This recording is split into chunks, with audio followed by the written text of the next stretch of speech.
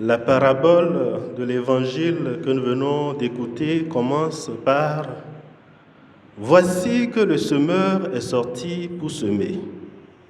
Il est donc animé d'une bonne intention, celui qui sort pour semer, parce qu'il sait que le passage du monde déchu à la gloire des enfants de Dieu inclut en particulier sa miséricorde, sans laquelle aucun espoir n'est permis à l'homme.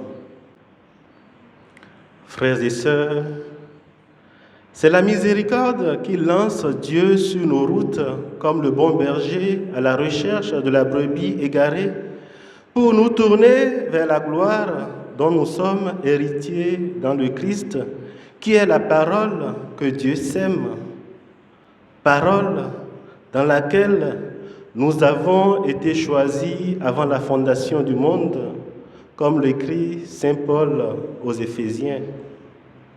C'est pourquoi Dieu dit à Jérémie dans la première lecture, « Je te connaissais avant même de te façonner dans le sein de ta mère. » Alors, quoi de plus logique que la sagesse divine ait voulu que nous revenions à lui par la parole dans laquelle nous avions été choisis.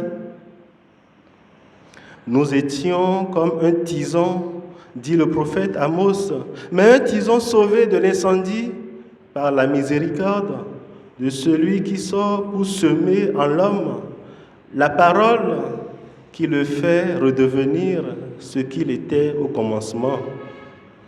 Car le Seigneur a diffusé la sagesse sur toute chair. Dans sa générosité, il en a gratifié ceux qui l'aiment, souligne le livre de Siracide. C'est justement là que se trouve le nœud de l'évangile de ce jour. C'est seulement ceux qui aiment Dieu qui reçoivent la semence dans la bonne terre, parce qu'ils reconnaissent que le peu qu'ils sont, ils le tiennent de Dieu.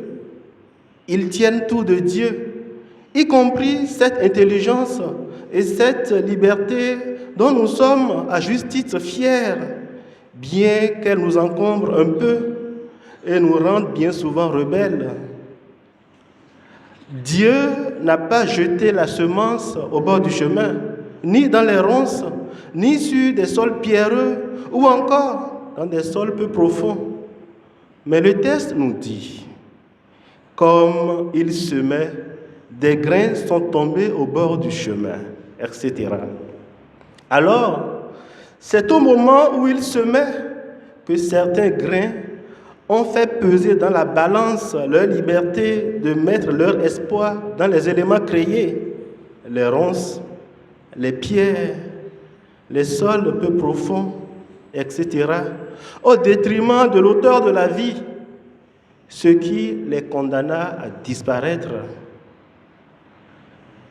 Que cela nous plaise ou non, telle est la vérité de notre condition humaine. Gardons à l'esprit que si la liberté ne s'exprime pas dans l'amour, ne se réalise pas dans le choix d'aimer, elle finira par s'autodétruire comme les semences qui n'ont pas poussé.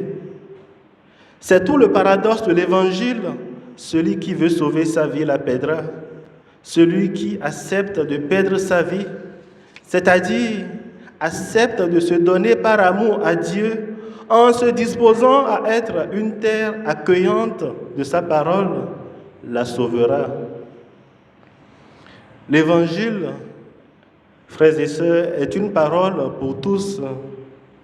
C'est la parole de vie. Comme parole de vie, il énonce les lois profondes et secrètes de l'existence.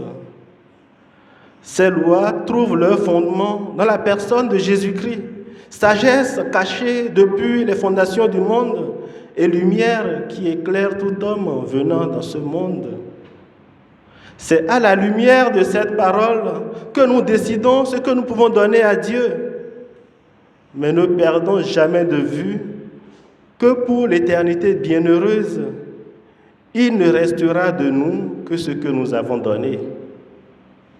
Alors, Offrons nos vies entières à Dieu, afin qu'elles deviennent des terres où pourront germer la semence divine qui donne du fruit à raison de 100 ou 60 ou 30 pour un.